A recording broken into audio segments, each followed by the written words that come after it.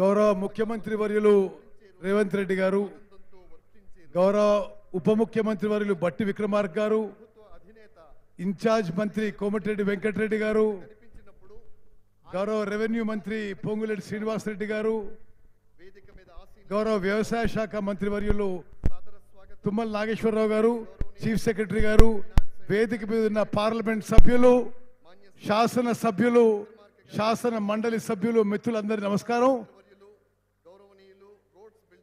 వైరాలో జరుగుతున్న ఈ సభకి పెద్ద సంఖ్యలో వచ్చేసిన అక్కలు, చెల్లెళ్ళు, అన్నలు, తమ్ముళ్ళు, మీతో ఈ పండుగ వాతావరణంలో నేను పాల్గొనడం నాకు ఎంతో సంతోషంగా ఉందని చెప్పి నేను మనవి చేస్తాను. స్వతంత్ర భారతదేశ చరిత్రలో 77 ఏళ్ల చరిత్రలో ఏ రాష్ట్రంలో ఎక్కడ కూడా రైతులకి 2 లక్షల రూపాయలు రుణమాఫీ కాలేదు. ఈరోజు తెలంగాణలో కాంగ్రెస్ ప్రభుత్వం రేవంత్ రెడ్డి గారి నాయకత్వంలో 2 లక్షల రూపాయలు రుణమాఫీ కావడం ఇది దేశ చరిత్రలో నిలబడే విషయం చెప్పి మనం చేస్తాను. గతంలో యూపీ ఉన్నప్పుడు మన్మోహన్ సింగ్ గారి ప్రభుత్వంలో దేశవ్యాప్తంగా అందరికీ రైతు రుణమాఫీ జరిగింది. ఆ తర్వాత ఇప్పుడున్న కేంద్ర ప్రభుత్వం ఒక్కసారి కూడా రుణమాఫీ చేయలే. గతంలో ఉన్న బీఆర్ఎస్ ప్రభుత్వంలో 1 లక్ష రూపాయలు రుణమాఫీ అని ప్రకటించి 5 ఏళ్ల పాటు సాగదీసి రైతులను మోసం చేసిన వాళ్ళని గమనించండి. ఈరోజు తెలంగాణలో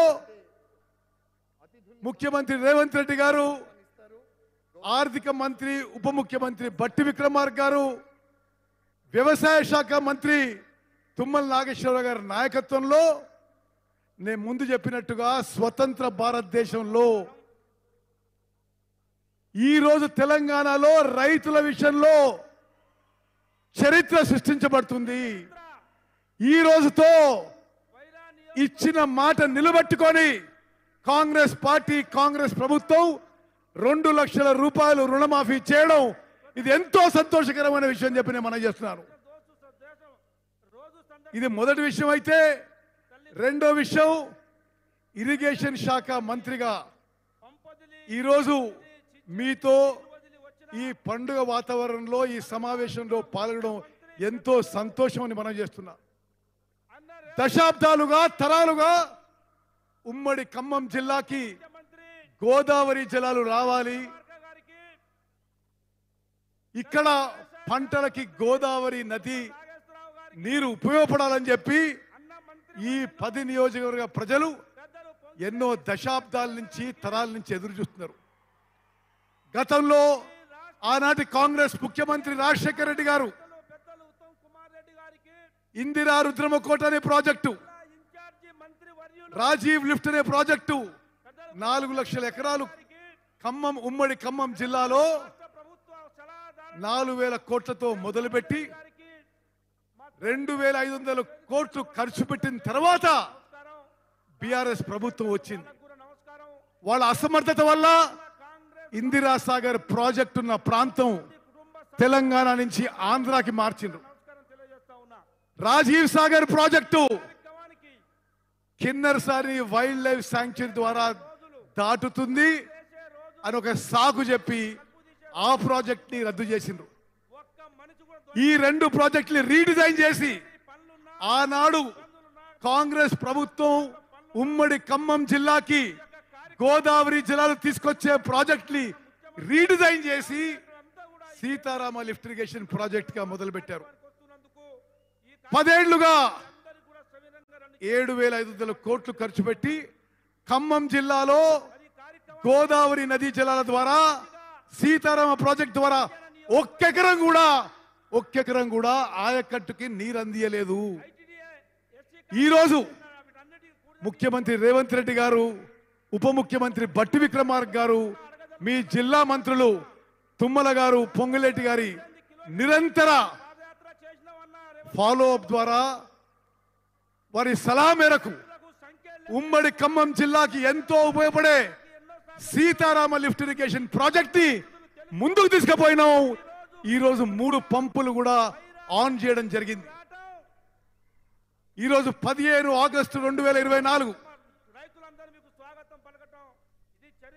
రేవంత్ రెడ్డి గారు, భట్టి గారు, పొంగులేటి గారు, తుమ్మల గారు వారందరి తరఫున మీ కోరిక మేరకు రాష్ట్ర ఇరిగేషన్ మంత్రిగా మీకు మాటిస్తున్నా. ఈరోజు 15 ఆగస్టు 2024 15 ఆగస్టు 2026కి సీతారామ లిఫ్ట్ ఇరిగేషన్ ప్రాజెక్టు పూర్తి చేస్తాం. ఉమ్మడి ఖమ్మం జిల్లాలో 7 లక్షల ఎకరాలకి ఆయకట్టుకి నీళ్లు అందిస్తామని చెప్పి మనం చేస్తున్నారు. మిత్రులారా, ఉమ్మడి ఖమ్మం జిల్లా పట్ల ఎప్పుడు కాంగ్రెస్ పార్టీ కృతజ్ఞత ఉంటుంది.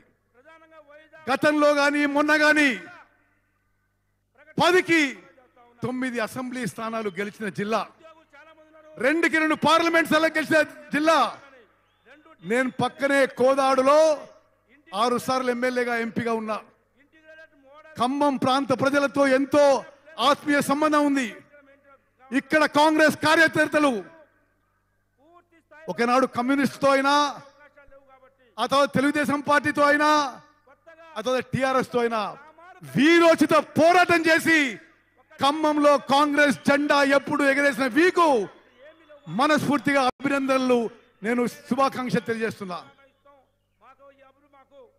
ఖమ్మం జిల్లాలో, ఉమ్మడి ఖమ్మం జిల్లాలో కాంగ్రెస్ కార్యకర్తలు మీ శ్రమ, మీ చెమట, మీ రక్తంతో ఖమ్మం జిల్లాలో కాంగ్రెస్ పార్టీ మంచి ఫలితాలు వచ్చింది. రాష్ట్రంలో కాంగ్రెస్ ప్రభుత్వం ఏర్పాటైందని చెప్పి నేను మనం చేస్తున్నా. ఈ రోజు ఈ స్థానంలో మేము కూర్చున్నామంటే కాంగ్రెస్ కార్యకర్తలని చెప్పి నేను మనవి చేస్తూ, అది ఏనాడు మర్చిపోవని చెప్పి కూడా మనవి చేస్తూ, సీతారామ ప్రాజెక్టు పూర్తి చేస్తామని చెప్పి సభాముఖంగా మాటిస్తూ ముగిస్తున్నాను.